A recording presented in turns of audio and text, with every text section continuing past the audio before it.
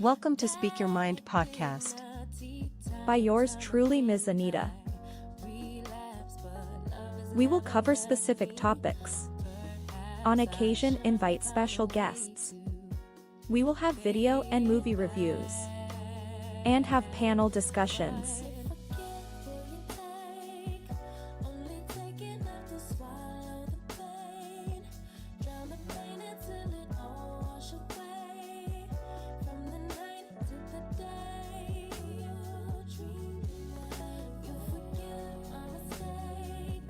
It becomes another habit to break. I'll replay it till the guilt turns to shame. From the night to the day, you're dreaming like who needs a heart that tears? All right. Welcome back to another night of Speak Your Mind podcast. Welcome, everyone. Thank you guys for coming out. For the ones that may be coming a little bit late, I see Miss Creating One, Miss Brenda. Hey, guys. We have about 2 hours to work with, and I got a lot to share. So, what I'm going to do, I put the link in the live chat, and I'll put another link in just a moment. But I'm going to go ahead and do the copyright disclaimer so we get that out the way.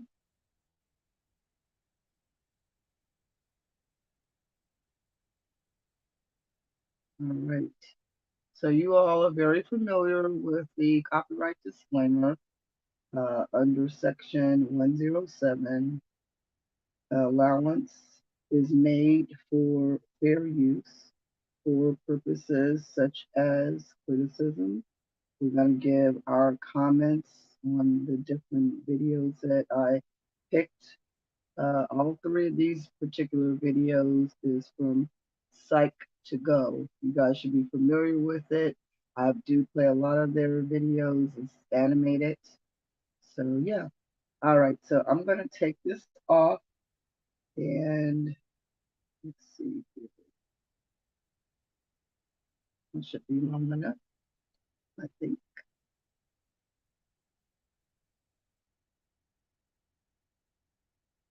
Take this one out and take this one out. Okay. All right. So we're going to get started. I do have the link up. Maybe I need to put it back in there again just in case.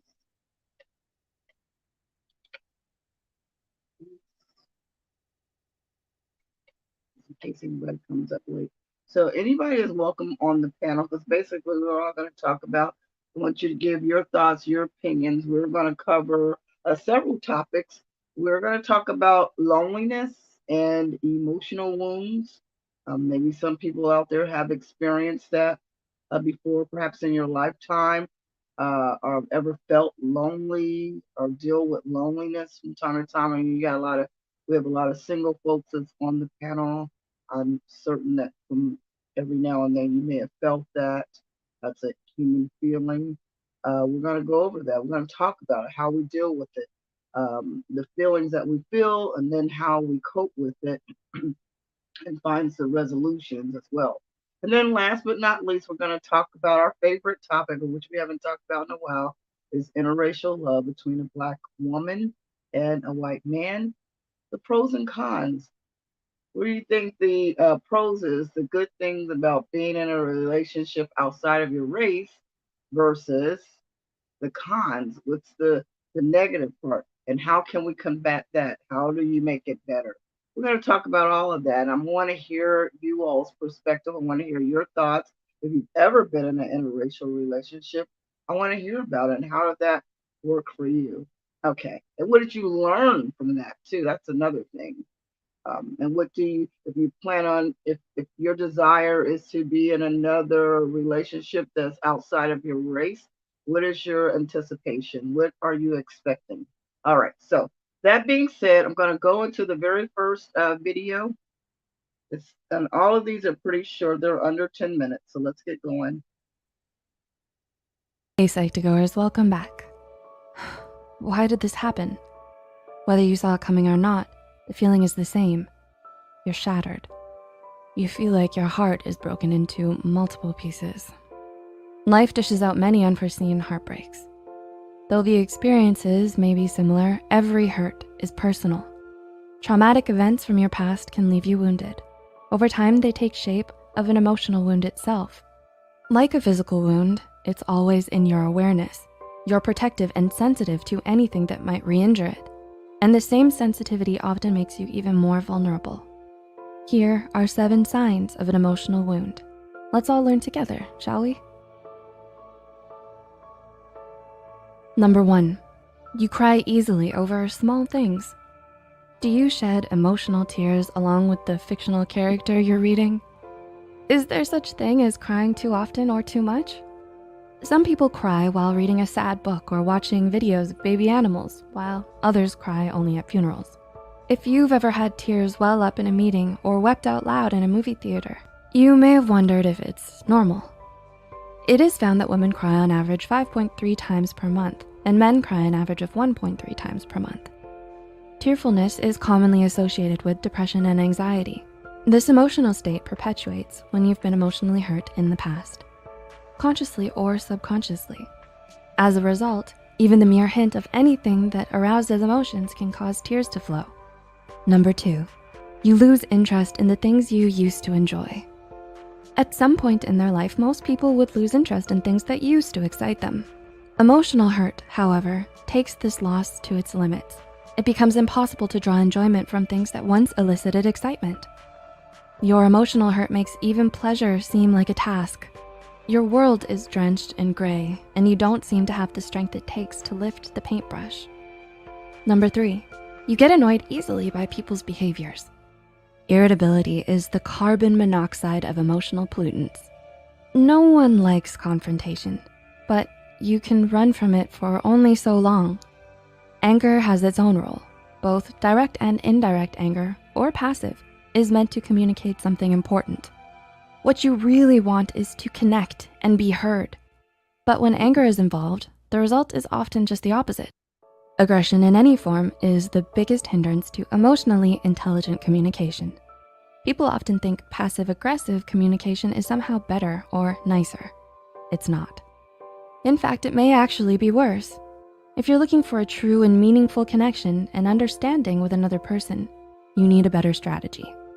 Being compassionate with yourself and figuring out the source can help bring yourself down when you're feeling on edge. Be compassionate with yourself. Number 4, you feel worthless and hopeless. How can you increase your sense of worth? Can you earn it through what you do? Happiness is not obtained solely by your achievements. Self-worth based on accomplishments is pseudo-esteem and not the real thing. Feeling worthless often involves a sense of hopelessness and insignificance. Such feelings often arise commonly due to abuse or trauma or difficult situations that pose a threat to a person's sense of oneself. Pinpointing the cause behind these distorted thoughts can help you to understand and address factors that contribute to low self-esteem. Number 5, you keep replaying the bad memories in your head. Is your head filled with one single thought or a string of thoughts that just keep repeating and repeating and repeating themselves? The process of continuously thinking about the same thought, which tends to be sad or dark, is called rumination. Your history of emotional or physical trauma makes you believe that by ruminating, you'll gain insight into your life or a problem you're facing. As when a ball is rolling downhill, it's easier to stop the ruminating thoughts when they first start rolling and have less speed than when they've gathered speed over time. It helps to identify your trigger and find a distraction to break your thought cycle. For example, calling a friend or family member, doing chores around the house, reading a book, or walking around your neighborhood. This helps to challenge the onslaught of thoughts. Number 6, you feel too much until you're numb. An emotional wound can also trigger what is called apathy. Emotional hurt causes you an emotional overload to the point that you become numb. It's a form of self-defense against future hurt. Apathy is a feeling, but it's also an attitude. And sadly, the attitude is one of indifference, unconcern, unresponsiveness, detachment, and dispassion. Emotional hurt saps you of so much energy that you feel listless, almost too paralyzed to act, and certainly without the will to do so. This is why apathetic individuals are easily identified by their passivity. Your interest in confronting life's challenges is seriously compromised. You just don't care anymore.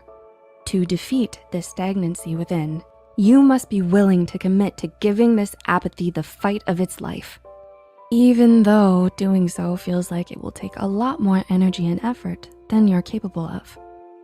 And number 7, you feel clueless and stuck. Ever had times when you feel trapped or restless, where the life you're living doesn't seem anything like the life you wanted, as if on autopilot, going through the motions but feeling unsatisfied? Your instincts are to shake it up, change your job, or go on that vacation. But that provides only a temporary, not permanent solution.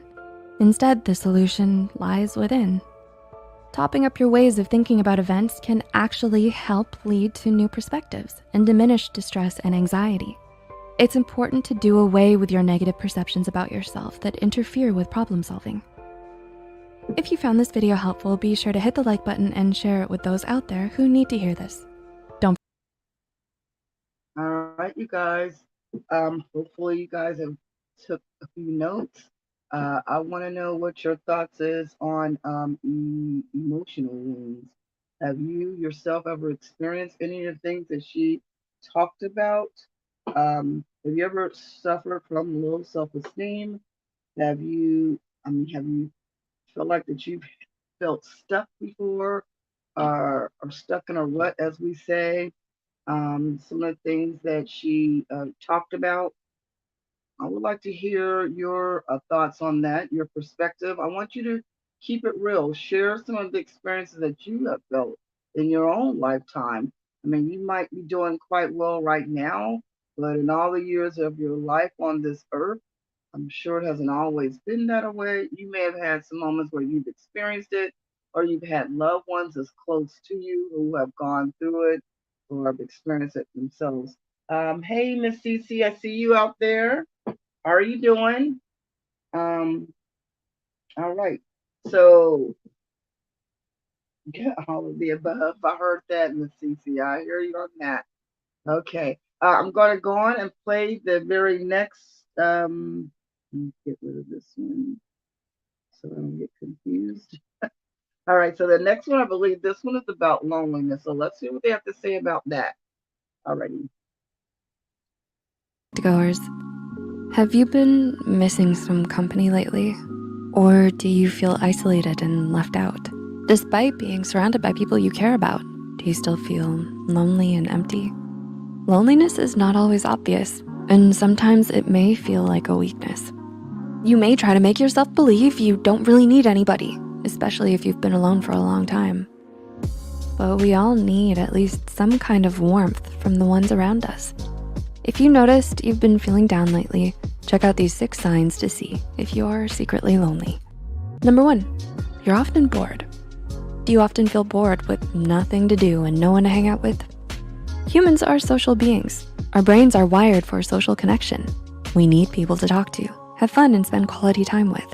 People who give us emotional support and connection and make our days more fun. But if you don't have many friends, or if you're not close with the ones you have, you may start feeling bored. You spend your days alone, doing activities alone, eating alone, just scrolling through your phone mindlessly. In this case, the boredom you feel could actually mean you're feeling lonely. Number 2, you're jealous of others having fun. How do you feel when you see a group of friends hanging out outside, or when you see all those pictures on social media of people having fun? Are you indifferent, or does it make you feel a tiny bit jealous? If yes, you should know that's totally fine. If you're feeling lonely and left out, it's normal that you wish you could spend time with others rather than being alone. And even if they don't talk about it, many others feel the same way. Number 3, you're taking long showers or baths. This may sound kind of weird because who doesn't love a nice warm shower or bubble bath after a long day? But if a nice stream of hot water brings you comfort that you can't find outside, it could be a sign of loneliness, A study published in 2012 in the journal Emotion found that the lonelier a person is, the more showers and baths they take, the hotter the water, and the longer they stay under the water. Researchers believe that the physical warmth that you feel from hot water may actually be a substitute for social warmth that you're lacking.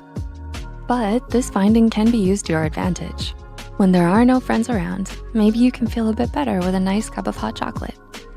Number 4, you have no one to turn to. Imagine this. You had a long, bad day. You finally get home, but your mind is still racing. You're feeling overwhelmed and want to get it off your chest.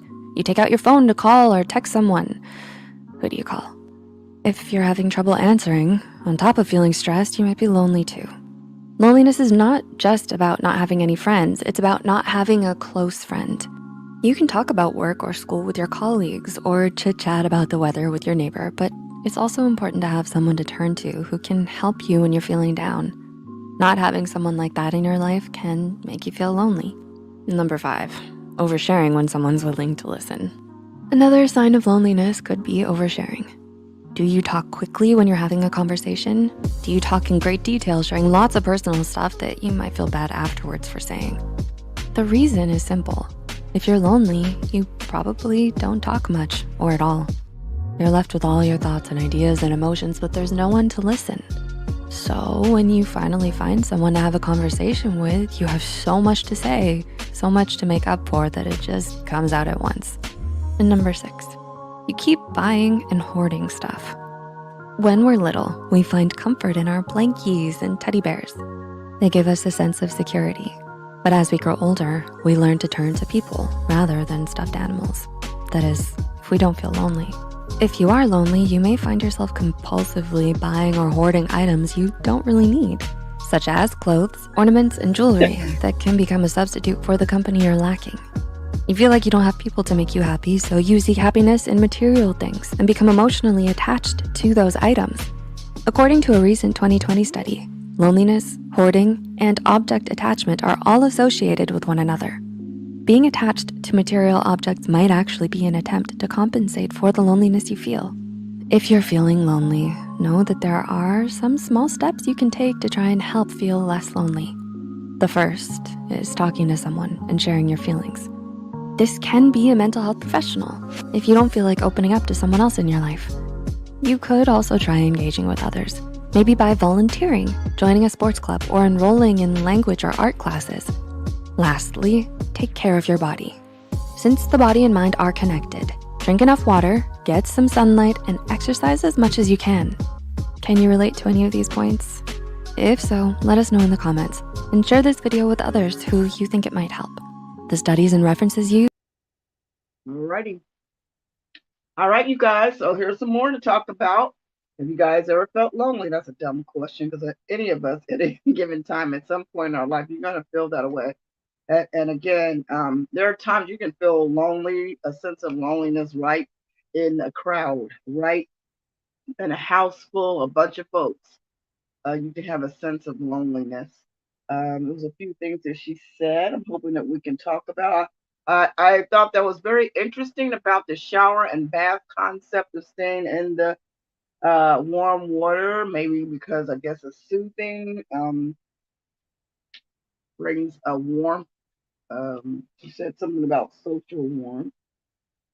Um, when you do have those sensations or feeling the loneliness, there's no one to turn to, or you feel like there is no one to turn to, I would, and it's easy to advise and tell people like, no, you need to stretch out or, find someone because it's easy for me because I have people in my life, but there may be others that's out here who may go through a different level of loneliness that really don't have anyone to talk to, which is nice to have the social media because you can make those connections with others.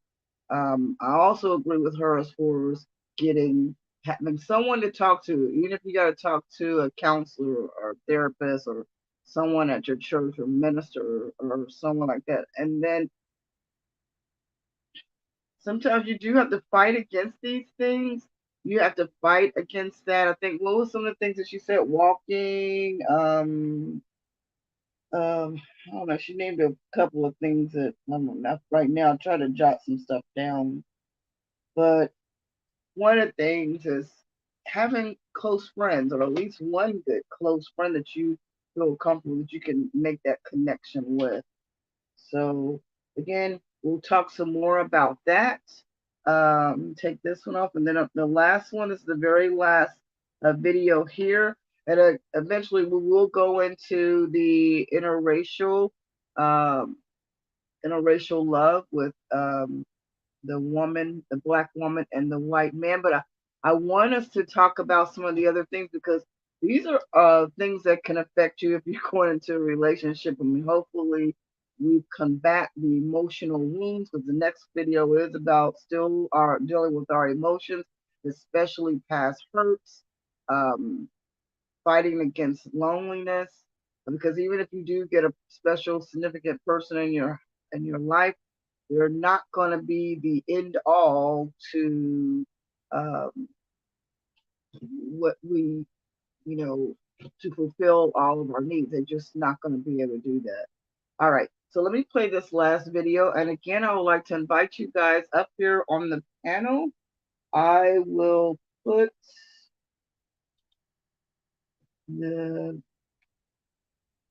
I'll put the link back up again. And I'm going to play the very last video. I think that took, didn't it? Yeah, it did. Okay, cool. Alrighty, so let me play this last one. Goers, whoever said sticks and stones may break my bones, but words will never hurt me, forgot about emotional wounds. Ever stop to wonder why that forgotten birthday still hurts, even though it happened many years ago, or why you still stay awake at night wondering why someone backstabbed you in high school? Those are emotional wounds that have not healed. Unlike physical wounds, they aren't visible, and we don't have a surefire, simple band-aid for it. The good news is that healing these wounds takes a few different tactics that we may not have thought about before. So let's go through how to recognize that you need that emotional first aid kit and how to use it. Number 1, being alive, but not living. Sure, being alive can be clinically spelled out in cool terms. Your heart is beating, you're able to remember your name, you can perform work functions, you eat food, and you sleep at night.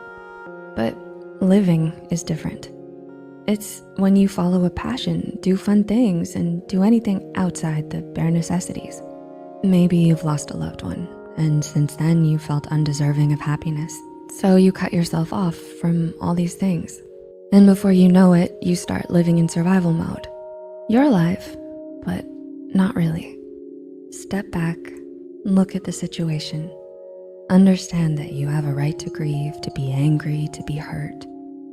Connecting with others can help you understand that living your life is not causing these things to happen. You may, in fact, find that not living your life is in fact hurting those around you who are still there for you and care about you. Number 2, being disproportionately angry or sad or emotional or Emotional wounds are wounds. When wounds are still tender and raw, a breath of fresh air can feel like fire. You know yourself, you know what normally gets to you. And when you start getting angry at things where 2 seconds later you think, what was that all about? Why did I yell at them? That's a sign of a possible wound that needs attending. You might not even be getting something directed at you. You could be looking at random paint colors and suddenly you're sobbing. You're not losing your mind. It's your emotions trying to communicate to you, saying, hey, you have some processing to do so we can get to healing. It likely means that there's something that hasn't been fully acknowledged and dealt with. It may be perceived as embarrassing, or you thought you were done with it. But if you're still emotionally everywhere, perhaps it's time to take a second look and acknowledge these emotions. Number 3, you can't stop replaying the situation over and over. Admitting the situation and talking about it is good. You have to admit that it's there for it to be healed. But if you keep talking about it without direction or purpose and on repeat, it's gone from helpful to harmful.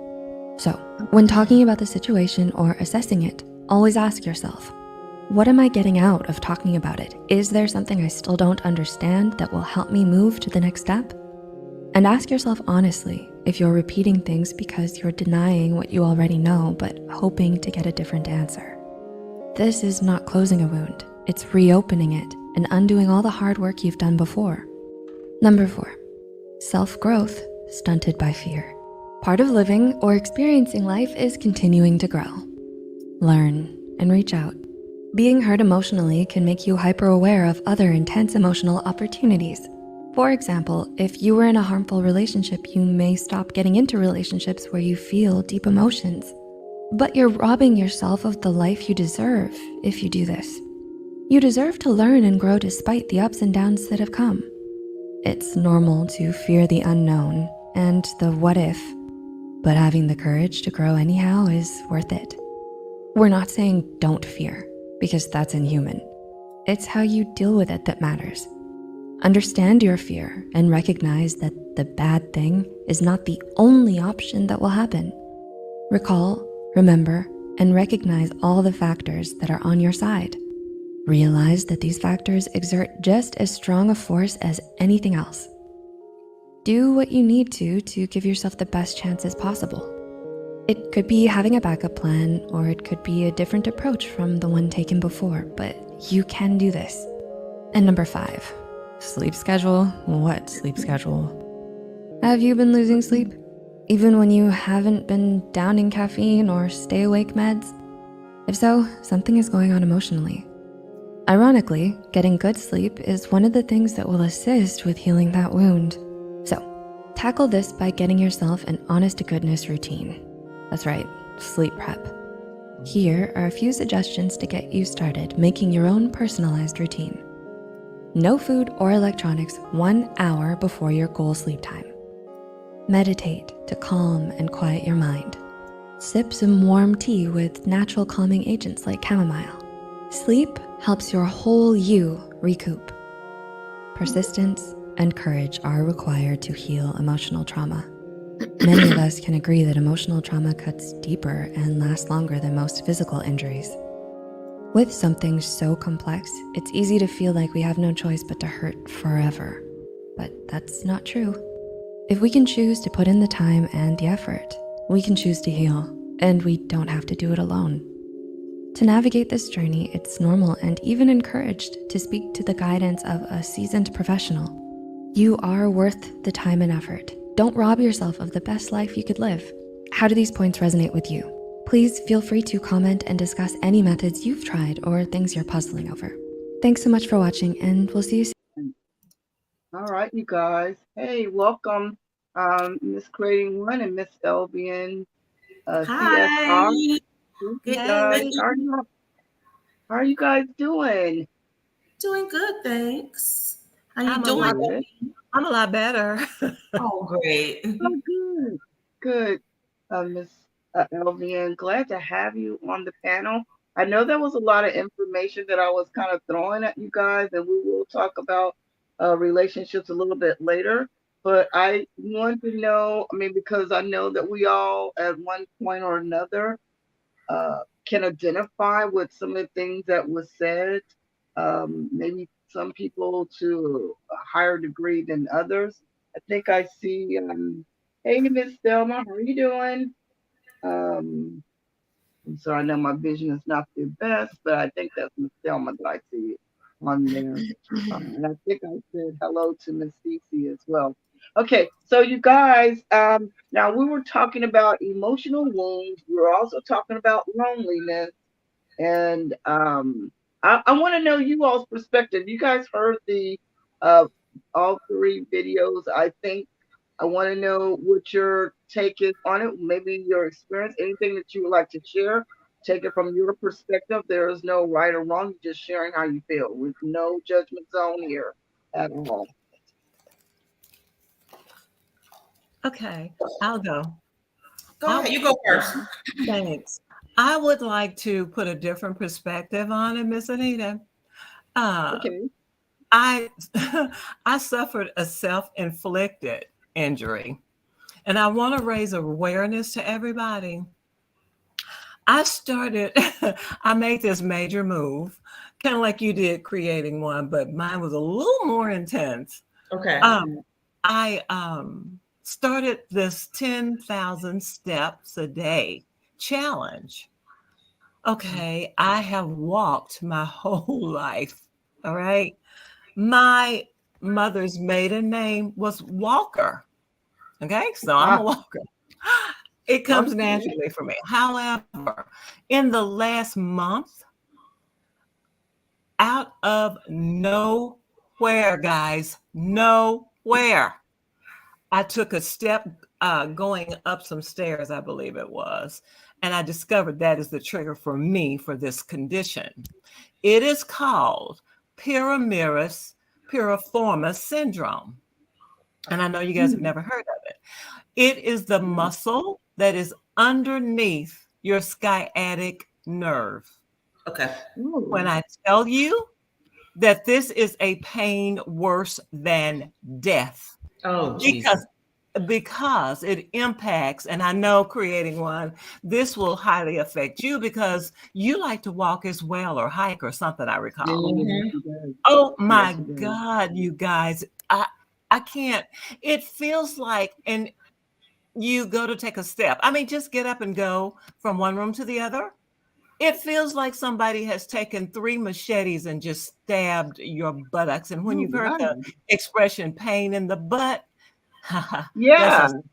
that's a slight exaggeration. You can't even begin to know. And then it makes the depression, the loneliness, all of that sets in because the enemy starts playing with your mind. Yeah. Oh, you're never going to walk normal again. You're going to need a wheelchair. You're going to, all this crazy stuff.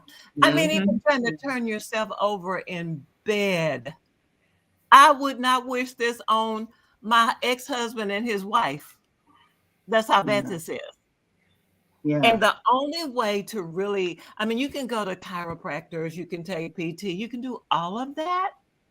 It boils down to 2 simple exercises. Because what I learned was, you ladies, we sit with our legs crossed. Stop doing that. You're stretching the piriformis without even knowing it. For me, my condition was I needed to shorten, not lengthen, the piriformis. And so I wanted to raise an awareness because things like this that can happen to you out of nowhere, a trauma that, it can bring on the most serious depression. And because who can you tell? How can you explain it? I said to my son, the only thing I could say to him was what I said to you guys. Baby, have you ever heard the expression pain in the butt? That's and it's such a rare thing, and it's weird because athletes and people who run and people who walk, it's like a small, less than 5% of the population even gets afflicted with this. I was one of the ones, but how do you combat it? What do you do though, Miss? But there are 2 specific stretches that you do that and it's called don't tap the angry bear, because you get so desperate you start beating on your butt trying to release it. So there are 2 stretches that you can do. One is called a pelvic tilt and the other is called a clam. My God, you guys, please, please, please don't sit for long periods. And that is one of the main triggers. And I thought about it. I said, Lord, I have sat in my corporate jobs all day.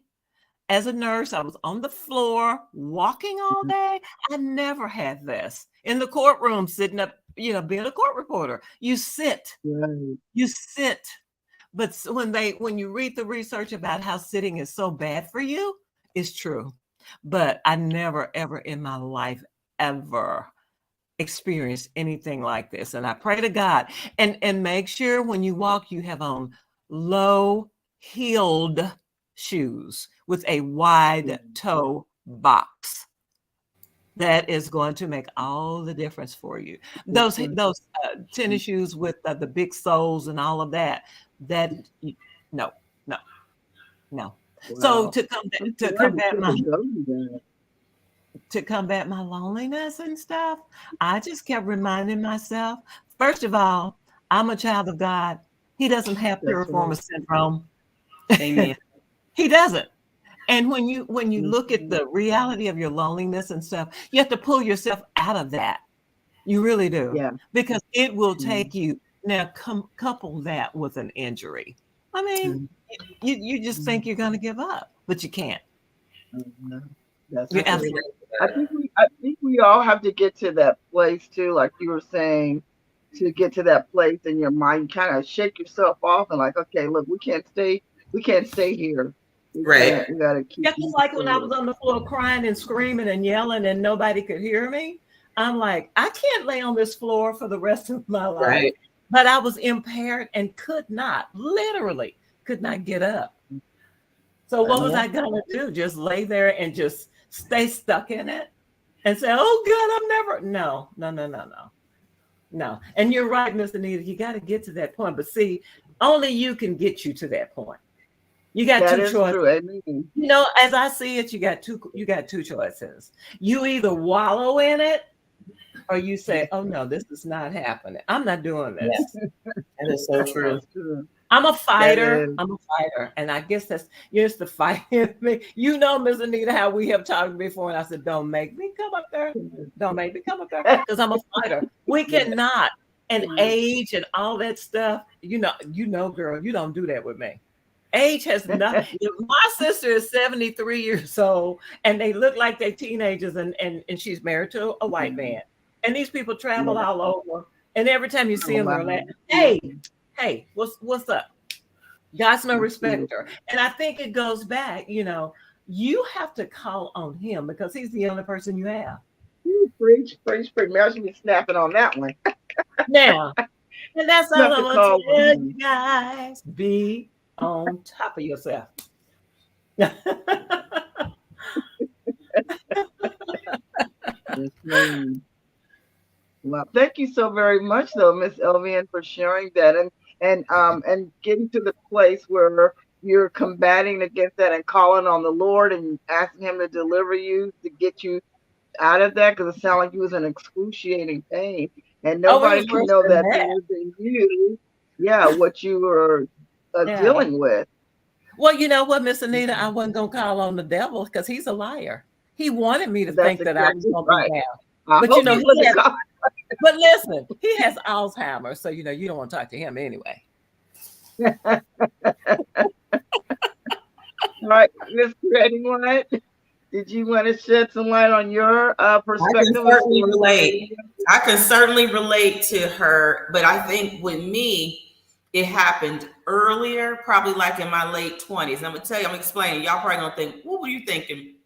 But I'm gonna tell you something, Miss Anita and LVN. When I was in my late 20s, the orthopedic surgeon told me because I was having trouble with my knees and I didn't know what was going on. I kept thinking, is this the effect of having the Osgood Schlatters when I was a teenager? And he was like, yo, you'll probably, this is what he said, I wouldn't recommend you run. And probably by the time you're 40, you'll probably have 2 knee replacements. And I was like, oh, that's not good. And here's the thing. So what I did is I avoid running and I did all the things that I could do, but I was still experiencing pain because I think it was, I don't know if it was the shoe. I always wore pretty good shoes. I don't know. I never knew if it was the elevations of walking up. I never knew what it was. I was baffled. Well, Miss Anita, let me tell you something. At 40, I ran my first 5K. I ran probably subsequently another 5K and 3 10Ks, trained for a half marathon. So let me explain Wow. to you what I discovered. That the devil is a liar. Amen. That's right. Okay. And guess what? I'm 52 and I have not had 1 knee replacement. Okay. All right. So what I'm saying to you is, when these things happen to you early, especially when you come from a family who has not necessarily the best knees and stuff, you start to think, oh my goodness, what is my future going to look like? And then every time you hit something, strain something, you think, is this where it ends? You know what I'm saying? Then it happens in your 30s, and then it continues as you get older and older. I know, like when LVN was talking about her back, same thing. The last 5, 6 years, you do something at a certain age, and you automatically start thinking, is this where it goes downhill from here? Is this where it all ends? Yeah, miscreating one. I think it's like, okay, so I know you guys are talking about the physical pain and what you guys been through, but I think it was one of the things that was mentioned in one of the videos about fighting against the fear. Remember, we have to combat. It's the fear can debilitate us. It's a fear, like she was saying, like Miss LVN saying, it's like, are you gonna stay down on the floor? I mean, even though she was in pain, you have to acknowledge, like, okay, I'm hurting, but am I gonna stay here? I'm gonna try to fight like heck to get up. I mean, you gotta fight. And creating one, it comes down to this. I mean, you can look at your history and all that. For me personally, I don't look at family history because I'm a new creature in Christ. So I have new DNA. And so when all those negative thoughts start coming, I simply immediately, immediately, oh no, I am a new creature in Christ. Greater is he. That's every scripture I can. And then, like my pastor says, sometimes you just have to shout 1,000 hallelujahs to make him leave you alone. But I don't look at, is this, I don't do that. I refuse to do that. Okay. Well, girl, I would like to tell you guys that I never have done that. There are times I have wallowed and cried, and I think I've shared with you many times. I've had my pity parties, but like you were saying, and like just as miscreating what you do have to get to that place in your mind, because after a while you just get tired of hearing your own stuff. You have to get to that place in your mind to fight against that. You have to get to that place, like like just the other day, me and miscreating one was collaborating, but I was like, you do have to get to that place, like, okay, I know what I need to do. And sometimes it's like, okay, you forgot what you're supposed to do. Like, I need to approach the throne. I need to be praying. I need to be talking to the Lord about some things. And that, and see, that's the greater is he in you. That's the greater than the enemy. That's greater is he. He's in you, telling you that. It just manifests through you, through your persona. But that's the Holy Spirit. We can't do anything without him. Even in the depression and the so-called loneliness and all of that, there is something inside of us. And that's the Holy Spirit. Get your happy self up. This is not you. And sometimes, what? For me personally, I have to laugh at myself. I have to laugh. But I do think of the people, like, because you have a relationship with the Lord, and because miscreating one has a relationship with the Lord, and you have to keep in mind, and I try to be compassionate toward, because everybody is at different levels. There's different levels of faith. Some people have to graduate to the next level. Sometimes it is life experiences, and sometimes it is those hard,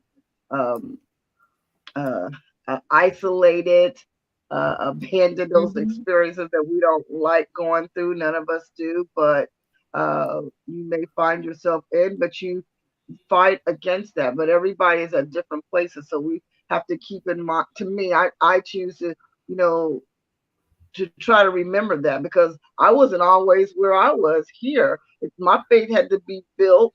I'm sure your faith over the years have had to be built. Absolutely. I mean, that's just, think about this. My oldest sister, we buried her that Thursday. No, we buried my baby brother that Thursday. We buried my oldest sister that Friday.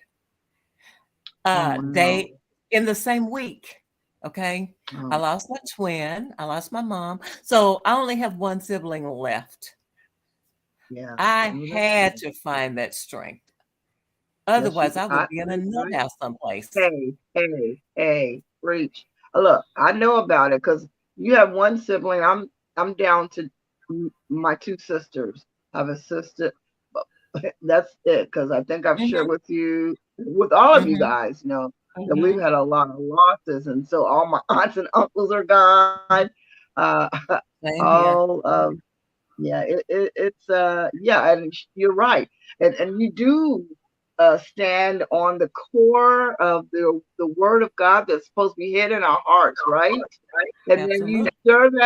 you stir it up, and so it can come up. And I feel like I think you were saying, or it comes up out of you. Sometimes you think like, okay, and I think I was talking about the prodigal son. Sometimes it's like Mhm. you have a memory lapse, like you forgot some things. Like so, he had to Well, come to his senses after he just spent everything, after he Yeah. just fell into his depression. I mean, that's how I look at it, well, and come to his senses. Like, you know what, Miss yeah, go Anita, you know what the thing is that has sustained me for all these years is that I had to get to a place where doctors became white noise, from white coat yeah, to white noise. yeah, And there is no intention to offend anyone in the medical profession. I have doctors in my family, but I had to learn to acknowledge the fact that when the science is created, they make diagnosis based upon a significant amount of data. And right. sometimes there are some of us who don't fall on the bill. Okay. Right. I mean, they make diagnoses from And theories. so what you have to do is that you have to start, and it has to come through some things that you go through, because when they don't have an Mhm. answer, what do? You gotta pray, because the reality is that not everybody is going to fall in that spectrum. I mean, there are people out here who could have probably been healed, but they waited on to get the answer from the doctor and they didn't. I mean, we're in a time right now where sometimes it's been said that Black women are not heard when they make complaints about their medical issues and stuff. I was just watching a show the other day where they were talking about there is this belief that we can endure so much because we've been through so much, or that we're exaggerating the pain. I don't know what it is. Even like Serena Williams, her husband had to advocate for her because he literally lost her after childbirth because they didn't hear her, listen to her about her heart issue. So what I'm saying is that sometimes you just got to get to a point where if you learn to rely, because that's what has gotten me through. I don't think I could have made it this far without having, separated myself from that. You have to, because Mm-mm. I mean, I would go to the doctor sometimes, and I used to laugh with my general practitioner, and I used to say, when I come to see you, my blood pressure is normal, but whenever I go see these specialists and stuff, it's always seems to be elevated. She laughed and she said, she's from Asia. She just laughed Yeah, they because here's say the that thing, they're they trying to say make that something it does wrong with elevate you. you. I always feel like they're trying to make something wrong with you so that they can give you something. And you know what I've always said, Miss Anita, and it was the same thing with anything that has ever occurred since. And I won't even get into the specifics and names, but in the last few years, what have we been running away from and chasing? I said, when it is my time, it is my time. I am not going to be running around here trying. I've made it to 52. My mom Mm, is gone. My dad is gone. A lot of people are on the other side. The other side yeah, does not look bad, okay? Not from my yeah, vantage point. So I will not be taking anything, doing anything to sustain. I'm in 52. I mean, 52. I'm not on any medications.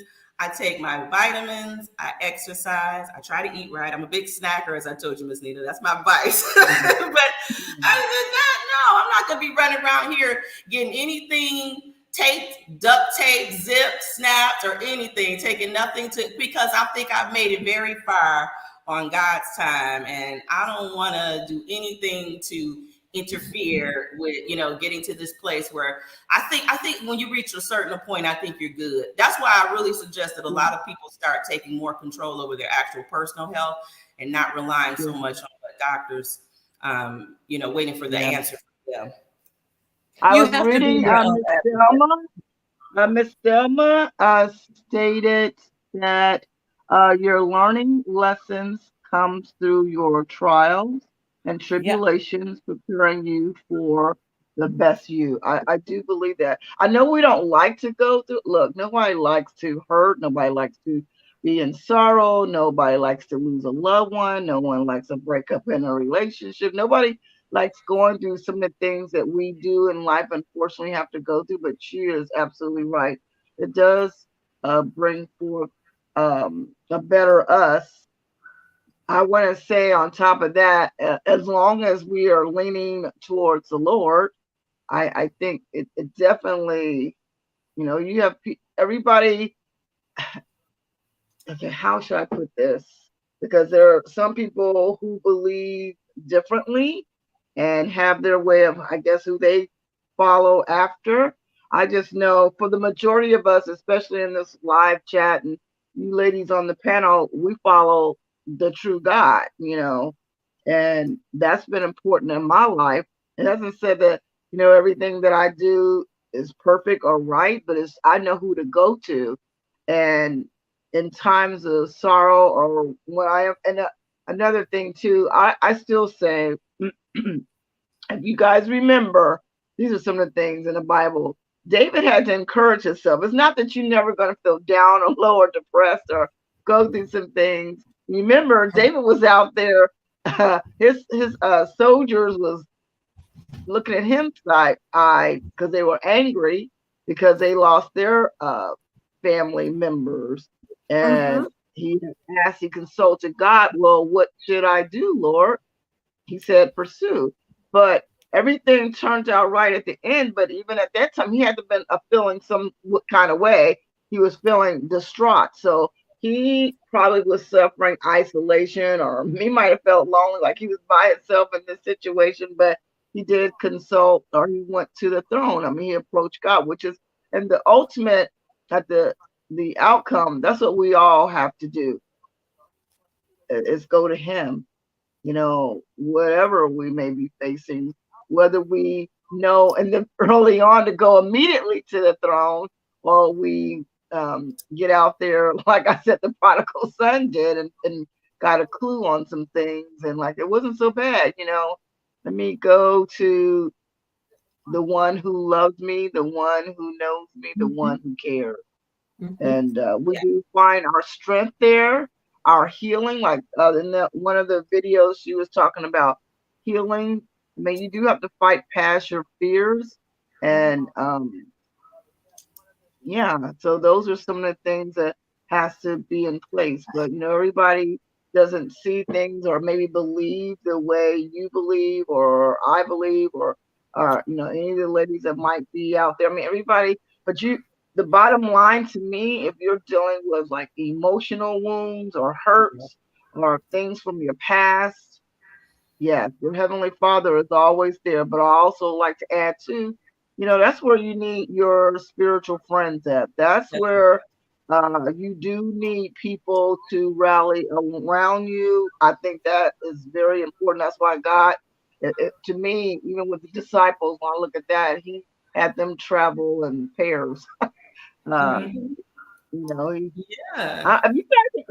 all haven't seen the series The Chosen, I highly recommend you guys watch that. That, to me, that was so good, and I think it's supposed to be coming back out again. I had to pay for the second portion of it. It was so good. Okay. It's on Tubi and Peacock, Miss Anita. I'm gonna have to check it out. I believe you mentioned it before, didn't you? I have. Yes, I have mentioned it. That is he picks all his disciples. And it's ironic because if you guys know, everybody didn't always get along. That's true. I mean, being human. Yeah, being human. But they were walking with Jesus. So look at it like that. I mean, he just knew how to set the record straight. And I like how he operated, as you guys all know. I mean, even the people that was the least likely, I think that's what I love so much about our salvation. And it's the fact that the least likely people, even the man that was on the cross, I mean, he said that you would be with me in eternity. I mean, when you think of all these different things, well, we were probably, as human beings, like, no. I will go down a list of all the things you did. He could have said, no, you messed up. It's too late. But, God is a God, a second and third. He's a good God. He is a good, loving, and merciful God. That's what I got to say. That's my thoughts, my perspective. I don't know if anybody else want to shed any light or say anything in reference to that before we go into the interracial relationship between a black woman and a white man. We have another hour. It's 8:55 here in Eastern Standard Time. I know in your time zone. I think also in Miss LBN, because I think you He's guys on are, Central too. Mm-hmm. yeah, Yes, Central. yes, Okay. I'm on Central. Okay. So yeah, do you guys have anything else that you want to share in reference to anything else you want to share in reference to that before we jump into the other category or topic? Anything, I Miss don't want to take up LB, too much add time, to huh, Josh? I don't want to take up too much time, Miss Anita, because this could go long, and I know you only a limited time. But yeah, there's been other times, but we'll put a pin in it, and when we'll come back Oh on yeah, this, right? When for you have sure. more time. Okay. For sure. For sure. No worries. All right. Hey, Mr. Josh, how are you doing? All righty. So we're going to switch gears a little bit here. We're going to leave the category of loneliness and emotional wounds. Put that to the side. We did discuss it a little bit, but like Miss Creating One, we'll come back to that topic because these are things that. And one thing I think, Miss Elvin, sometimes you have to you can't stay in the negative. You definitely Right. gotta Got to switch move it. gears. You gotta switch gears. And I know it's easier said than done. I know that, but if you do believe in God, you know that there is a God. If you believe in your heart, trust me. If you belong to Him, He's gonna be talking to you. Sometimes if He's not talking to you directly, I want to say He brings people in your life. He puts people in your pathway. That's why I said sometimes people are here for just a season, or people may be here for the rest of your life or whatever, but sometimes he strategically put just the right people at just the right time, because sometimes you need somebody to hold you up, That's to right. uplift you. So anyway, going past that, now you guys, what's your thoughts on talking about interracial love? And we're specifically talking about Black women and white men, love, and also marriage. What are the pros that you guys see? And then we're going to talk about what are the things that you think that might be challenging, which would be, I guess, the con as far as an interracial relationship. I'd like to know you all's thoughts. Hmm. I'll go first. Go I ahead, have LB. I have Okay. experience in this area in that my Okay. sister is in an IR relationship. Um, Okay. okay, you guys, I'm just gonna spit it out because that's what I do. Pros. The man treats her like she's a piece of Waterford crystal. Oh, She wow. does absolutely nothing. All Nothing. right. She All right. And it's so fun because his history, he was married for like 25 years. And his wife decided she just didn't want to be married anymore. Wow. So, Oh, wow. yeah, so he was divorced for 10 years. He stayed up in Iowa by himself all that time.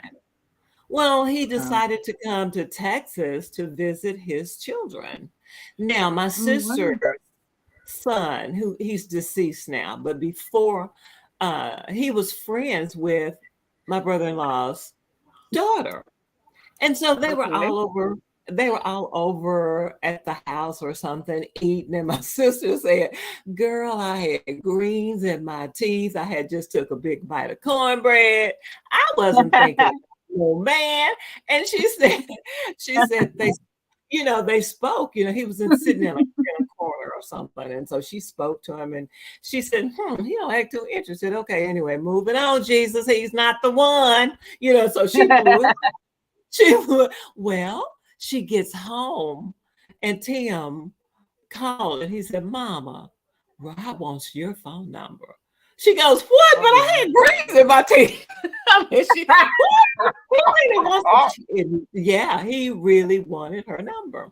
And so wow. I know, I mean, their story Wow. is just hilarious. But you guys, Amazing. I would love, you know what, Miss Elvia, because I know you shared this before. I would love to have your sister I and know. her I've been husband. thinking about asking them to come and be a guest on either yours or Brent's I, channel. yeah, I I think, would love to have them yeah, I on. think you guys would just they're so funny. She and I look a lot alike. Not as much as me and my twin, but we look alike. But they are hysterically funny. LVN, if she decides to come to Brent's, can you please let us know?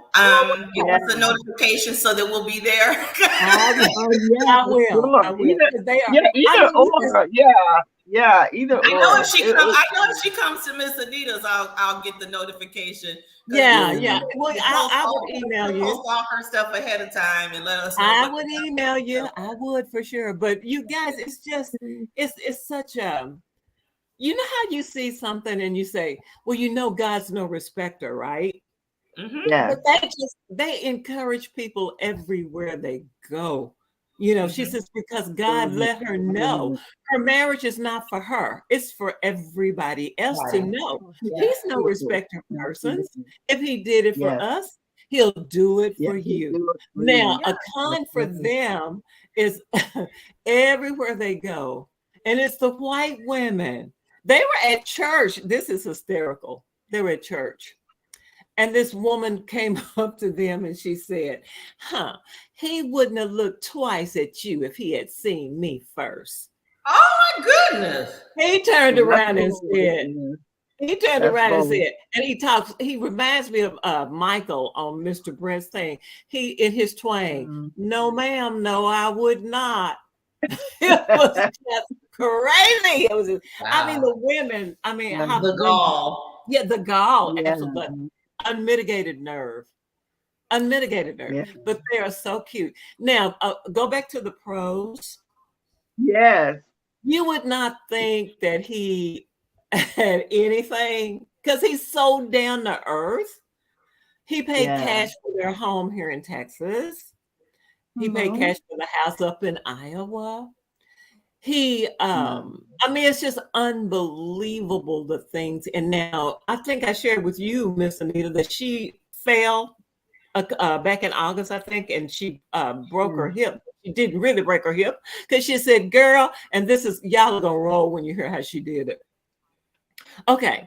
They've been married, 12, 14 years, something like that. Well, she was in the bathroom and she said, I passed gas and I didn't want him to smell it. So I picked up I think she said it was the Febreze, what's that spray? The one that's, but anyway. Febreze or light. No, I think it was the license, something. Well, when she sprayed it, it evaporated, but it went on the floor. And she took a step and slipped and fell. She said, well, I didn't want him to smell it. His comeback was, well, I've been married to you all this time. I'm used to it. That's how funny they are. They are just. They are just, girl, y'all would just love them. They are just. LVN, is she older than you or younger than you? Yes. She's 70. They're both 73. Oh, they're cute. They were born in the same year. I'm sitting here doing the mental math. He was married for 20-some years. He was single for 10, and then they've been together for 4. I'm like, how old must they be? I think they got married in 2010, I want to say. I think something like that. Wow. Because my nephew passed in 2012. That's truly amazing. Well, Miss LVN, before you leave today, your assignment is between Brent and my channel is to talk to your sister and your brother-in-law. Listen. And you know what? Here's the thing, LVN, what you can do. Since they're always doing some cute stuff, why don't you see if they could do a video, a clip or video? We have to catch up with them. Because they live, that's another part of the pro. They live 6 months in Texas and 6 months in Iowa when they're not traveling. Okay. So when they're not traveling, they're 6 months here in Texas. I love stories like that. So the pro is that he treats her like a queen. Any cons? He does. Any cons? I'm gathering there are no cons based upon your vantage point. Based upon my viewpoint, the only con is the way. Is there anybody out there in the live chat would like to jump in on what she just said? Oh, Miss Brenda says, I love to hear how married people, how married folks met, how married people met. Yeah. I think I watch a lot of, well, you guys know I've even showed some of the couples that I follow on YouTube, like Gay Babe TV, the Cole's Life, the Grimweight, the Rush Fam. I watch a lot more. It's way more than the ones that I'm listing here. Roxley, I love that couple. They're so hilarious. So hilarious. And from what I gather, from what I can see, all of them seem to do, for the most part, very well. They seem happy. I mean, look, I don't know what goes on in their household, but from what I can see, also Anitra B, she's a young couple. They live in, I think it's Alabama. Yeah, they're all doing very well. I mean, to me, as far as the pros, it's not saying that in marriage, in any marriage, you're gonna deal with your struggles. But as you all know, because Mr. Brent has educated us on, that's the power couple. Yeah. And that's the power couple. When you get a black woman and a white man, I know a lot of people don't like that, but a lot of us out here do. I think that's the only con, that the opposition and the stares and the looks that they get. But they are so funny with the way they handle it. It's hysterical. And they'll And you know what they'll do? No, you know what they'll do? Crazy one day, like last year we had this horrible, horrible ice storm, and so they came and got me. I remember. Yeah, and they people, how people love to stare and stuff. He just takes her and wraps her in his arms in the grocery store. It's like, y'all are embarrassing me. Y'all are embarrassing me. It's just so. I have a question. I have a question to ask each and every one, and maybe Mr. Josh can chime in on this. I really would like to know, as far as ladies, what do you feel that? And I've said many times, I know that there are some black men that's out here. That's good. But what do you feel as far as the white men, if you're in a good relation? Now, I want to say good because, like I said, you still have to vet the white men too as well. But what do you feel that some things that they offer? Hey, Miss Natasha. Well, I never had to pay for anything. It was, specifically, I couldn't even, there was one guy I particularly dated. He wouldn't even let me cook. He insisted on even cooking everything. I think he let me wash the potatoes off when he was barbecuing. That was probably it. But he always was like, he was always like, I don't know, that was the real first relationship. So I really was like, okay, this is weird. This is different. Okay. So then when I met my fiance, he wouldn't they don't let you pay for anything. It's almost like it's weird. Like when I would cook, my fiance would pay me. Literally, they would not let you pay for anything. It was almost like they felt like that was odd, one of them, so one guy told me, because I was like insistent on not wanting to do anything. I just wasn't in the mood to do, stay in that routine and he literally said, he called me a cheap date. He laughed. I laughed about it because the reality is that when people like to spend money or like to do things, and you do things, and this is what I'll try to explain, trust me, for all of you ladies who are probably dating white men for the very first time, you really are gonna have to go through a dash cleanse if you haven't been used to being treated proper, because I'm gonna tell you something, you might end up throwing some signals that, you might be, it's okay to be new at something, because some men like to be the first, okay? But you need to work on declassifying yourself as being treated a certain way, because you're going to possibly get some very different experiences, and you need to be comfortable enough with discussing them if the conversation comes up. You don't have to overly embellish and talk about it, but you do need to become comfortable with that, because it happened to me in my early 20s the first time. I mean, like 19, 20, and I was like, this is different. Everything is different. Everything. I mean, everything is different. It's a and let me tell you, there's a reason why Black men do not want us dating white men, because they know it, and they know if you date white men, you're going to become accustomed to being treated properly, and you will let me jump in real fast. I'm sorry, Miss Creating. I apologize, but let me jump in real fast while I lose my train of thought. I also want to venture to say too, and I've heard a lot of the Black women who are either married to a white guy or either dating. You can be more feminine. You can be more of a woman. Not always like we've always had to like be the woman and also be tough, and you can let your guards. That's what I think that is definitely a pro. That Miss Anita, you're so right. You are so right. I mean, when I dated, but the longer that you are in that, not in that place of being, resting in your femininity, the harder it is for you to get out. It's like when you train something, that's why I say you got to detrain yourself, because this is what I mean. You have to start doing the work. Don't wait till you get into a relationship with one. You need to start giving yourself permission, treating yourself, loving on yourself, doing all the things so that you prepare yourself for the person.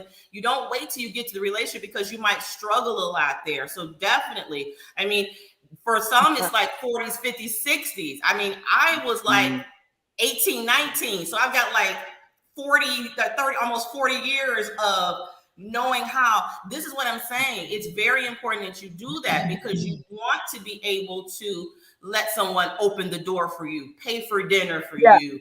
Hang on for 1 second. I'm sorry, Miss Creating One, because I know that we're up here on the panel. I do want to share, and plus we have Mr. Josh. I want to share what he had to say, and also what some of the other ones had to say too, Miss Natasha.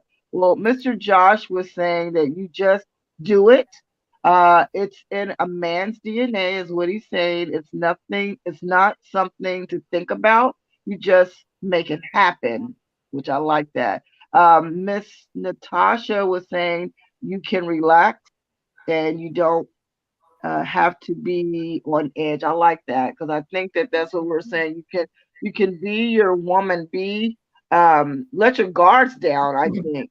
But I think another thing with Miss Creating Once is it's kind of hard though when you've been in that state of guarded for so long, because you've had to be, when you are around someone, that you can relax and let your guard down and be the feminine woman that's inside of us that we know that's there, and not have to be both. Well, Miss Anita, for me, when I dated, I was like 23, 24, and I dated my first interracial, and I never felt like I had to deprogram myself and relearn. It was just like Mr. Josh said, so natural. I mean, it was just, of course, when you're that young, it's not like that, because you're very young. But when you're 50, 60 doing it for the first time, this is why we see in Brent's chat space, women keep asking the same questions over and over again. Well, I guess it depends upon the woman, because my sister was the same way, and she's now 73, so she was in her 60s. She was in her 60s, This is why we need your sister. We need your sister. This is why we need her. She is going to be so important for the ladies who are starting. I want to say this, Miss Creating One and Miss LV. I personally feel like it's each individual person. I'm sorry. Yes, it is. I feel. Wait a minute for 1 second. I feel that depending on what the man brings, like he may, for all intents and purposes, he probably maybe know maybe the struggle or whatever, and so maybe he'll be. I just feel like he might be a lot more sensitive to, like, okay, I will, get her to make her feel comfortable or at ease where she can start being more of her feminine self. I don't know. I just feel like that might be something that they bring to the table, whereas maybe we may not get that somewhere else. Does that make sense? I absolutely agree with you, Miss Anita. Only reason why I said what I said is because I spent a lot of time in Brent's space, and I noticed there are a lot of women ask the same question over and over again. There's a lot of apprehension, there's a lot of belief, there's a lot of fear, there's a lot that comes from a real place. So I can only look at what I see. I know it's different from No, every I individual. understand that. I do. I really do. That's why I think it's so important. I want to believe that when you get in any relationship, and so if you get with a guy, even if it's a white guy, I want to feel that if there is some kind of connection there, or chemistry, or compatibility, that he's gonna know you or sense like, or maybe know how. I don't know if that's the right term, to know how to deal with you, to bring out, and because I still feel that men are cultivators. I mean, God put them on here to cultivate, and I feel like that he'll be able to bring whatever that you might have felt like, that the right guy could bring out that the more womanly or feminine side out of you. That's just maybe my feelings or my belief, and take down a couple of notches, maybe the fear. You can be yourself. You can be. You can let your guard down. You can breathe. You don't have to be the man. You can let him open up the door. You can allow, like you said, that the guy that you was involved with, that he wouldn't allow you to cook. He wanted to cook for you. I mean, I think that whatever age that you are, if you meet that special someone, that they'll help you bring all the good attributes out in you that maybe that was suppressed. I don't know any other kind of way to present it. I'll tell you So this. I always wanted to be a stay-at-home mom. And when I was 38, I retired so I could be a stay-at-home mom. But I didn't get married and I didn't have kids. And what I mean when I say that is you can still get to have the life that you want without that person being there, because with you're in whatever you feel you're entitled to have, you can get. You just have to change some things in your life if you want to. That's why I think it's important that you love on yourself. You don't wait for somebody to come into your life to love on you. That's whether they're black, white, or whatever Whether color. it's You should black, always white, or whatever. Yeah, love yourself. but I'm Yeah, just saying, my treat point yourself is the way you want to be treated. So when someone comes into right. your But, life, but my point is, if you've been on your own for all these years, or I don't know, I guess in some areas maybe we may see things differently, and that's okay. But I feel like, okay, so all these years you've been holding down, you've been, holding your own or whatever you do. You put yourself in your category, what you've been doing. But I think with the right person I still feel like this, with the right person, the right man, whatever color he may be, will bring out the things inside of you or make you feel more at ease, not because it's his job to, it's because he wants to. Like the guy wanted to cook for you, not that he was required to do it. He wanted to do it. And going to Miss LVN's sister's husband, not because he was required to do something. He chased her, he pursued her, even with the greens in her teeth and whatever else that she was saying. He went after her. And I think those are the things that make us as women kind of like, oh wow, it gives you a different perspective. You begin to change. I mean, because somebody's coming at you in a different way, you get a chance to your eyes get open, you get to see it in a different. Does that make any sense? yeah. Anybody? Yeah, I definitely I concur. I think that the right person will, but absolutely. Yeah, different times, different people. I mean, because a lot of people are socialized differently. You might meet someone who, I mean, I've met some black men who were the exact same way, but we're talking specifically about white men, so that's why I refer to the white men. But yeah, but you do hope that when they come, that they already know, that you don't have to teach them. But how But you got to know what you're willing to accept, what you expect. And then that way, when they come different, you can let them know, that's not how you want to be treated, or Well, this is what. I certainly would like to ask Miss LBN's sister, what did when she went in, did she go with any expectations of how she wanted to be treated? I mean, I'm sure she's been with black men. I mean, Yeah, did she she? did. She did, Miss Anita, because she was spoiled rotten. She was spoiled rotten. I mean, and when I say that, I mean, she had a rough life at some point because she was in an abusive marriage at one point, but she was so spoiled after she got out of that and learned to love herself. I mean, her testimony is really amazing. But yeah, her expectations were, she knew she wanted to marry a white man. She professed that. She prayed about it. She knew that that's what her goal was. That's a And direction yeah, she was going. a man, you need to set your boundaries, of course. You need to let a man know, but you know what you want and what you don't want. That's right. It's really that simple. You know what you want and what you don't want. And for me, it was just the most natural thing in the world. It just really was natural. So it happened naturally then. Naturally. I just personally feel like it would happen naturally, like with just about any relationship. It'll happen if you know what you want. And I know it has a lot to do with what you feel about yourself, loving yourself, but knowing what you want versus what you don't. Now,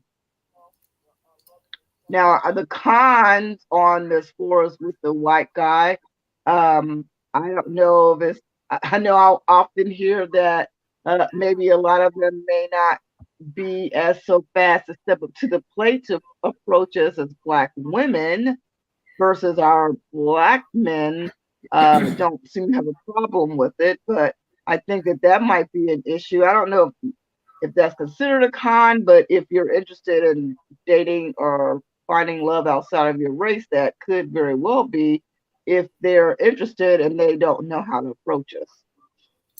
What do you guys think about that? What do you think? I think it could be a con. I really do, because Brent talks. I spent quite a bit of time on his feed as well, and he has said on numerous occasions, they're just scared to approach you. They're just scared to approach you. I keep asking the question, what is there to be afraid of?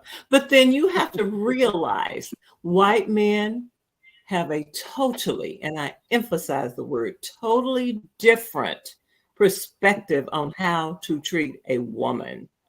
Black men look at you. I shared on one of these streams where I think I told it on Brent. I was in the grocery store, Miss Anita, trying to buy some food. Oh, I did. You told. I remember you talking about that. Oh my God. This man came. I didn't know him from Adam. Okay. He kept following me, and he came up and he said, I just want to kiss you. Oh, I want to kiss you. And I'm like, okay, he's either on drugs or he's hallucinating. I don't know. And I looked at him. I said, excuse me? He said, my God, you're so beautiful. Blah, blah, blah. Yeah, you say that to every woman.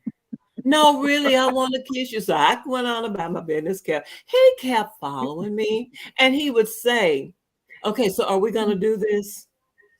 Do what? You going to let me kiss you? Now, I told Brent, I said, a white man, I just do not believe a white man would disrespect me that way. He is not going to walk into Kroger, walk up to me and say, I just really want to kiss you. So I did something, elderly advice. I don't know if y'all ever watched his channel, but I love him. He said, do not give a man your phone number. Give him your email.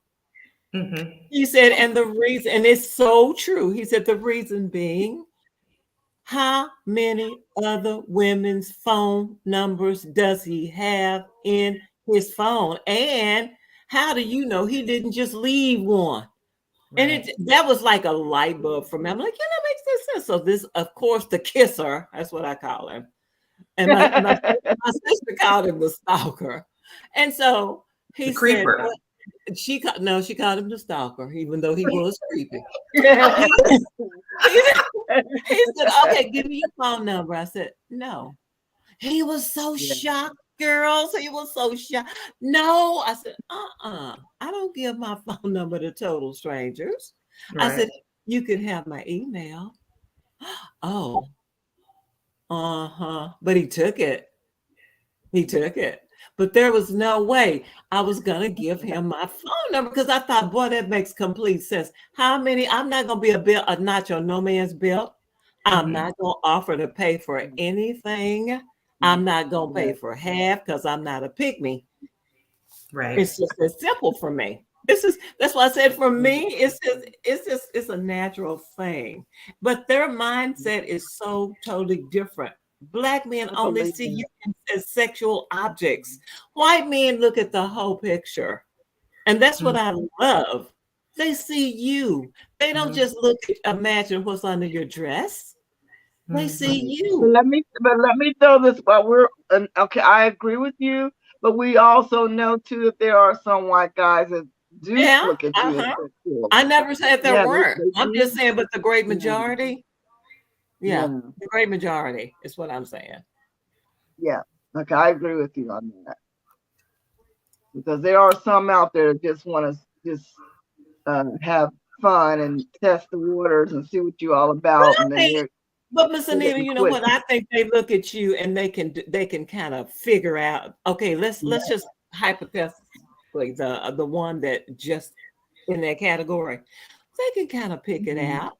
You're not from the strip club. They know that. I had one. He was from New York. I will never forget this. And it always happens to me in Kroger. I don't know why. I need to go back to Costco. I mean, they always do. So this guy. Look, I'm missing Kroger. She dissing Kroger. Because I love Kroger. But okay, he was from New York. He was from New York. I was over in the vegetable section. That's why I don't eat a lot of vegetables anymore, thank God. But I was over there, and he came over and he said, "Excuse me, white guy, excuse me."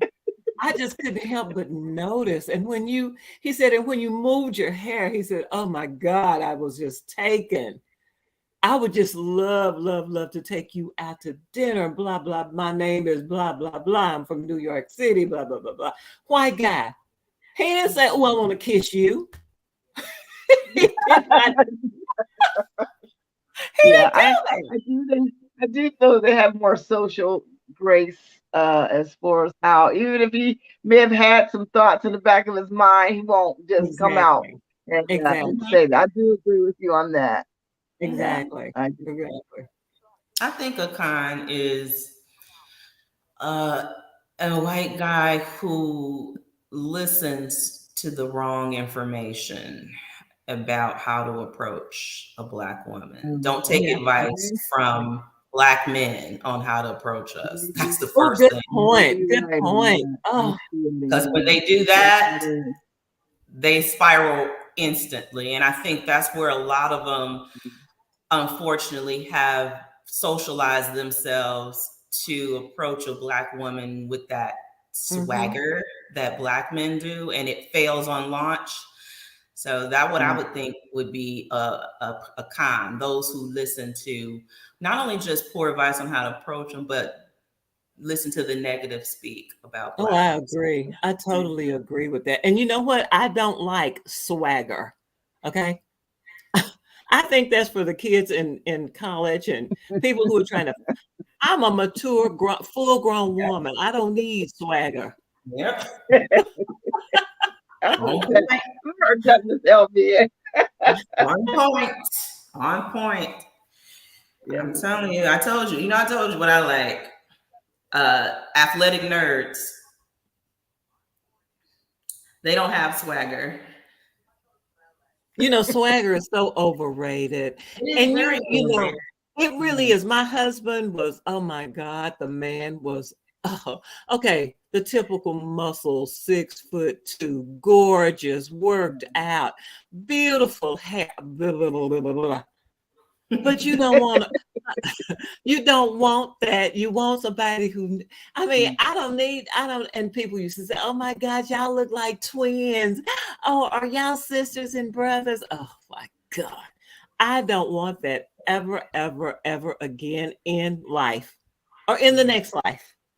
I don't want it. Yeah. Take your swagger. Take your swagger and go on back to the False pool. bravado. It's false bravado. Absolutely. Very often, and it's not cute. I mean, somewhere along the line, someone told them that it was, but it's so fake and so superficial. It's never been attractive to me. It's never been attractive. Yeah. It's so fake and phony. Yeah. Yeah, I don't know how many ladies is out here who's interested in dating or would like to find love with a guy who is white. Personally, I know Mr. Brent always tell us to keep our options open. I said, Mr. Brent, my door is wide open. I'm just waiting. Wide open. I'm just waiting. But I mean, I've met a few guys here and there, but haven't met the big one. So just I just feel like what were you saying earlier, Miss Elvian? I don't not it's just a matter of time. It was something you were saying earlier that God is no respecter person. Yeah. And he knows the desires of your heart. And think about it, Miss Anita, think about this. You're absolutely right. He's no respecter, and he will give us the desires of our heart, but he doesn't need our help. We'll need to be out there trying to find it. That's the problem. These women, it is such it's so embarrassing. Yeah. I mean, it's so embarrassing to me to see these women do that. It's just, you don't have to go looking for them, honey. They're everywhere. Yeah. You and could they, be. And they'll come find I want to tell you this funny story. This happened to me 2 weeks ago. So don't ever say, ain't no man gonna come to your door. Don't ever say that. Right. I'm going to remember that, Miss Elvian. So when we get ready to say goodbye, go ahead. I have a story. Just don't say that. Okay. Don't ever say that. Because if you do, well, on a serious note about this though, you're limiting God. Mm-hmm. You're listening to the world and you're limiting what he can do. God can do anything. That is true. And I got a story. Don't ever, ain't no man gonna come knocking on your door. Well, actually, don't say that. That's all I'm going to say. I think I said that. I think I have said that, Miss Elvia. You might have got on me too when I said that one time. I probably did. I think I did. Oh my God. Well, you know what? When that thing about keep your options open, there's a scripture. You look with wonder at that which is before you, because you don't know. You don't know.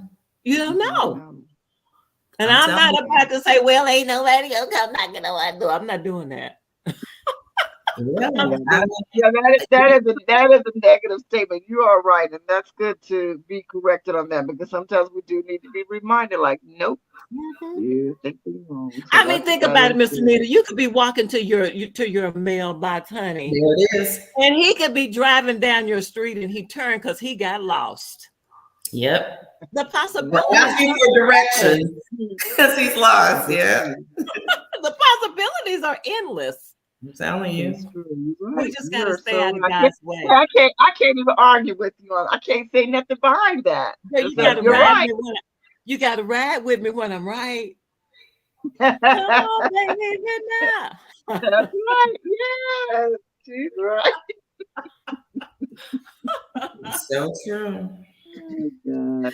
I don't know what any you see anything out there, Miss Creating One, that anyone has said that you think we should out there in the live chat that we should go over? Oh, we were talking about swagger. Josh interjected that some white guys have swagger, but it's a different type of swagger, and it's a natural swagger. like Natasha said, and I said, of course, Mhm. you're right.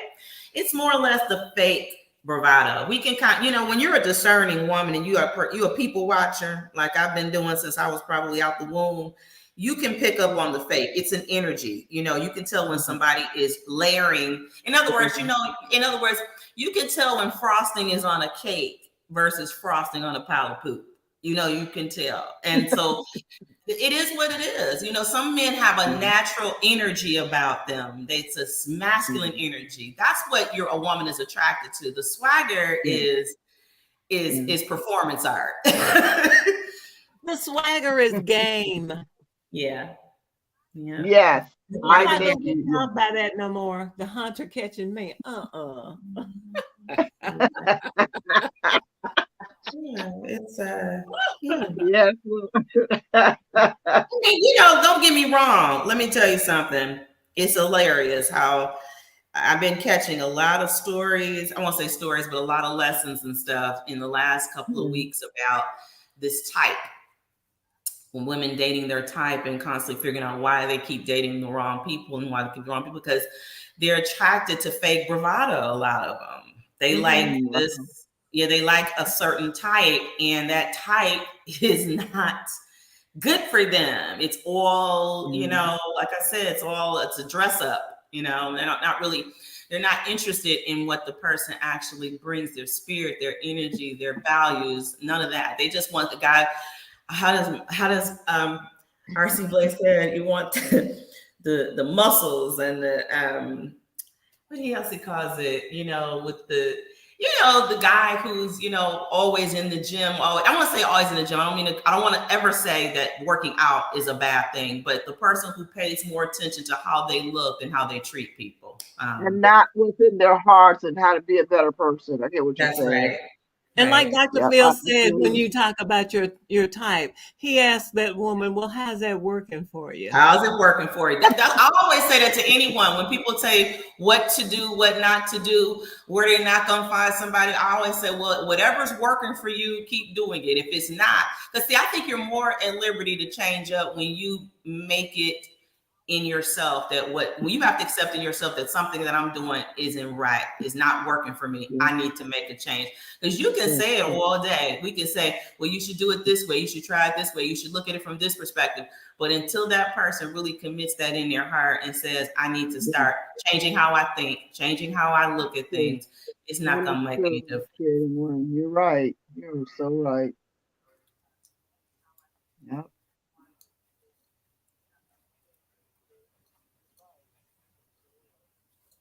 All right, you guys, you have anything else that you guys want to share in reference to the relationship with a Black woman and a white man? As we know, and we all stand in agreement with, at least I do, with Mr. Brett, that is the power couple, which I do because we already know the statistics. That's one of the reasons marriage lasts longer when you get into a marriage relationship, because I personally feel, well, it's not just me, it's go ahead. What I was going to say is that I am just so grateful that we have the internet. And I know there's a lot of stuff that don't go right, but there's a lot of stuff that does go right, because if it wasn't for the evolution of the internet, these young people probably wouldn't see the possibilities of dating outside their race at such a number. I mean, you get a chance to communicate with people in another country, on another continent, in another state. I mean, there was once a time where your proximity of dating was your zip code, the next zip code, maybe the next zip code. Maybe 3 or 4 zip codes out from you. Now you're like in time zones, different continents. Across ponds and lakes and rivers and oceans. It's very different now. And I'm so glad that it's, it was a good thing. It definitely was a good thing, because it has opened up the possibilities so much more. It is definitely shrinking the guardrails and the things that can hold you back. You can see more possibilities. I'm glad it's happening. It may be.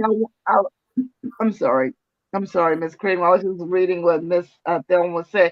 You still have to be guarded, Miss Thelma, because you're right. There are people on the internet that there are a lot of fake folks on the internet too. I mean, I think I wouldn't have known it until I started going to some of these sites.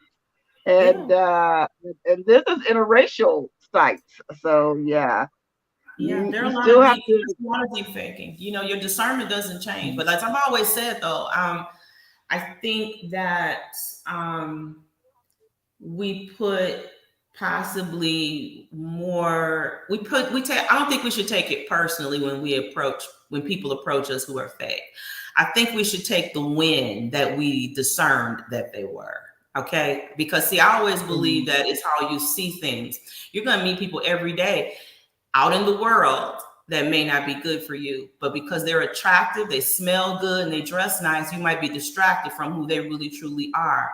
So when you meet someone on the internet, you don't get to smell them. You don't get to feel get their energy the way you do in person. So you can get a chance to pick out, you can find the flaw or that thing that makes them not for you quicker because you don't I can tell you right now, the number one flaw is tell them to do FaceTime with you. There you go. Can find who's real and who's not. Get them. I'm talking about, like, I want to see your face and see if you can real who you say you are on your profile. Yeah. When they scram or they close their account, then you know they were fake. Absolutely. Or here's the thing. Here's another one. Because they're getting more sophisticated. See, the more smarter we get, the smarter they got to get to counteract us. So one of the things that you can also do is a flashing red light is if they try to get you off the site and onto the app WhatsApp. Or try to get you on because I think, to be honest with you, and I've said this before, it's not that expensive to have a cell phone bill or a cell phone account if you live in this country. Now, look, I never said that there's an issue with dating someone outside of the country, but if a person is trying to tell you that I live in Florida or I live in Texas or I live in Maine or I live in Oregon, they should be able to communicate with you on a telephone, okay? Yeah. Not some app. All right, I'm just saying, because the only people that generally try to talk to you through apps are people who don't live in the country because they don't have international calling. Yeah. So they'll pull. There's a lot of things, and one. So like that one guy I was telling you guys about that wanted me to get the WhatsApp. Remember that? Yep. Uh-huh. Isn't that international? Because I thought that's what I read when I went. Yeah, because when my friends go out of the country and go on their trips, like they go to different things, they send me back the pictures, they send them through WhatsApp. That's the reason why I know WhatsApp is the international thing. Plus, and in Mexico, that's the prevalent form of communication. And when my son is in Brazil, Rome, Greece, wherever, it's always WhatsApp. Always. Yep. Mm-hmm.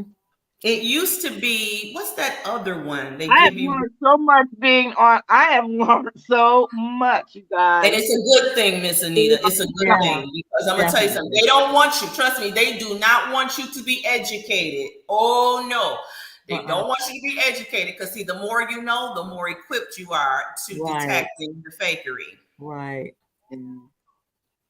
I guess for me, that's one of the things that's so. It's so disturbing about those online sites and all that crap. And Bishop Blake said that too. And so did Elder. He said, you know what? Men have become so lazy and displaced. It used to be they would have to make the effort and get up and come and meet you and stuff. Now, those suckers can lay in their beds and just swipe. That's right. Yeah. That's the truth. I think that's what turns me off about the apps too, to be quite honest with you. I'm not all in. I mean, I know I've been on them, but I am not. My heart is not. I'm always going, and now I'm more guarded than ever. And I think that's probably why they don't you should be. As well, you should be. I And a just lot don't of know. that, For me, I'm old school. I'm old yeah, we're old school. school. We Yeah, made it the traditional way. You know, yeah, we watch TVs where you had to get up and change the channel. Okay, yeah, yeah. we're not easily Put a swayed. little We're just aluminum not foil easily on the swayed. rabbit. Yeah. And your daddy would say, "Get up and go turn that channel," or We "Step were out." the youngest one. Look, I was the baby of the family, so I was the professional remote control. Yeah. Go change the channel. Uh-huh. And I Uh-huh. thought it was a treat. I got to touch the TV because my daddy didn't let nobody touch that TV set. Uh-uh. Uh-uh. Uh-uh. That's too I don't funny. know for I me. remember And those. as a I woman, laugh because I remember those days. Go as ahead. a I'm sorry, woman, Miss Elvia. I just think the part about loving on yourself, as you mentioned earlier, I think Creative One, that's such a part of it. I just Yeah. I look at these women on these TikTok, it's hilarious how they are chasing these men, and what they're chasing is absolute. If they were chasing white men, I'd say, okay, you may have a chance. But look at what they're chasing. They have no ambition, no drive, no goal. All they see is what your body could possibly offer them, because they, for some reason, I guess before they reach what, 45, 50, they want to have as many conquests as they can. White men are not built that way. The great majority are not built that way. Yeah. Yeah. They're Yeah, I not. believe They're that. not. And it's, for me, to me, it's an insult to think that I would have to stoop so low as to go on a site and, God forbid, pay them some money. Oh no, that's where we drop. Oh no, I can't do Well, that. I have been on the sites myself, Miss Elvia, and I I can can't tell do it. you the little time that I've been on there, it's very disappointing. Of course it is, because you Mhm. deserve better. You deserve Yeah, better. I Yeah, do. I really you do. do. And you have to believe Mhm. that. You have to believe. Mhm. Girl, I will never, ever be on a dating site ever. I think Brenda's the closest, and he's not a dating site, you know. Well, you know, Yeah. nowadays, LVN, you don't even have to be on a dating site. You can be on YouTube, you can be on Facebook, TikTok, any other apps, Oh, yeah. just, That's you true. know, laughing and giggling at cute Yeah. babies and puppies. And people will, you know, try to slide you a conversation. Uh-huh. Uh-huh. But the great majority of them are, I mean, these dating sites, I guess for the people who are, and I'm not sure is the Gen X or whatever they are, the generation under us, but they're the ones, and because they're so tech savvy, Hmm. that's why you were saying to Miss Anita, it's so good to be proactive and to learn everything. But girl, for me, Yeah. I mean, it's just the old-fashioned way. I just can't do it. I know. I I'm just got too telling much you. love for Miss Alicia. I can't do it.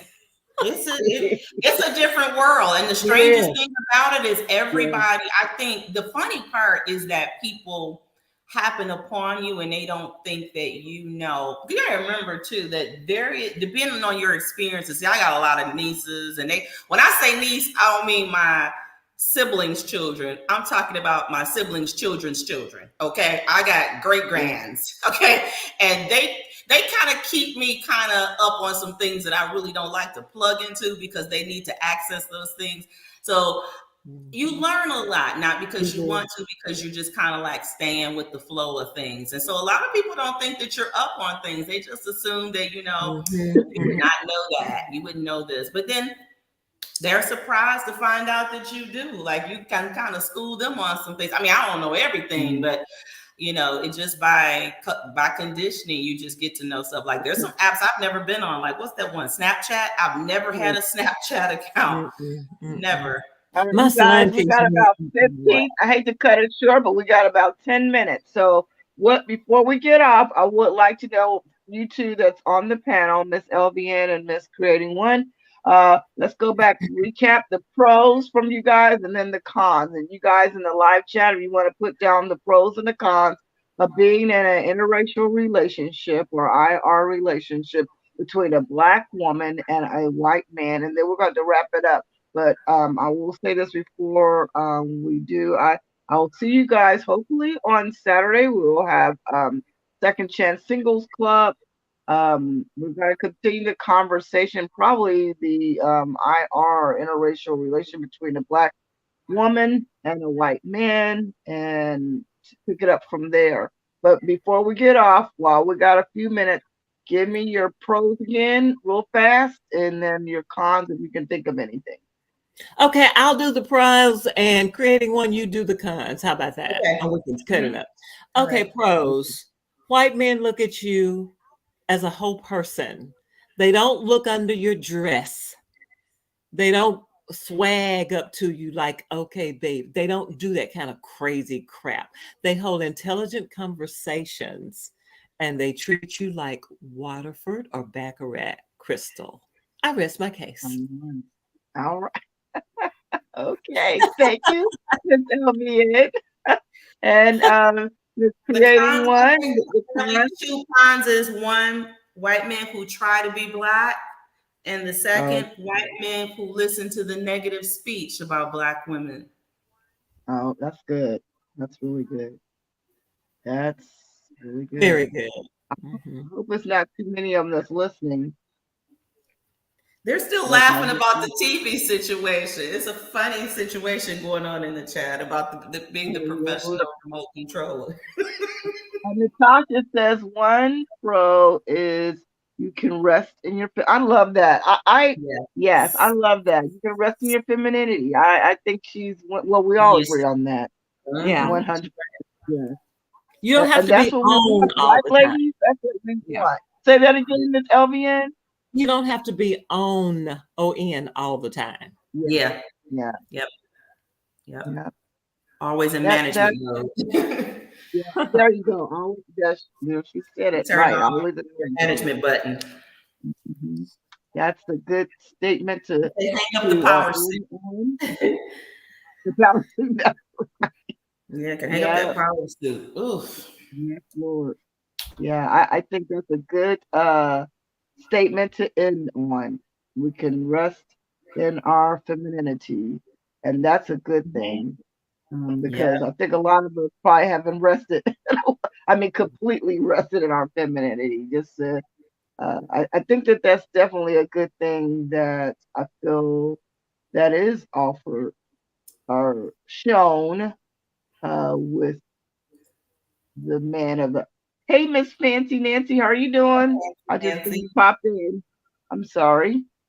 Yeah, I think that's something that they do offer, provide, I think, for us as Black women, that I think we don't get that often in our own race, to be able to feel that femininity to,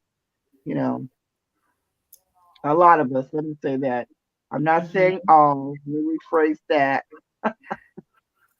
But yeah, for the most part. But you guys, I want to thank you all so very much. Miss Fancy Nancy, I thank you for hopping in. I'm getting ready to wrap this up, but hopefully you'll be here Saturday, same time, at 8 o'clock Central Time, Eastern Standard Time, 7 o'clock Central. Come on, Central. Come on over to Central, Miss Anita. Just come on up to Central. It'll be 7 o'clock you all's time. Anita might be speaking something to existence. You know what? Her God might be in Central Time. She might be speaking something. I'm telling you, you'd be surprised. You can never know. You can never know. You never know. You never know. But I know, just to let you guys know, Miss Creating One has already got the music list together for Name That Tune. I have seen it. She's got some really good songs. So hope you all are ready for it. Get ready.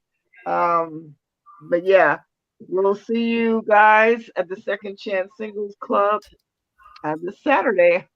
And I hope you guys enjoy the rest of your week. Try not to work too hard for those that have to work, and pray it's a productive week, rest of your week. So thank you guys for hanging out with me tonight. I'm going to say my good nights to everyone.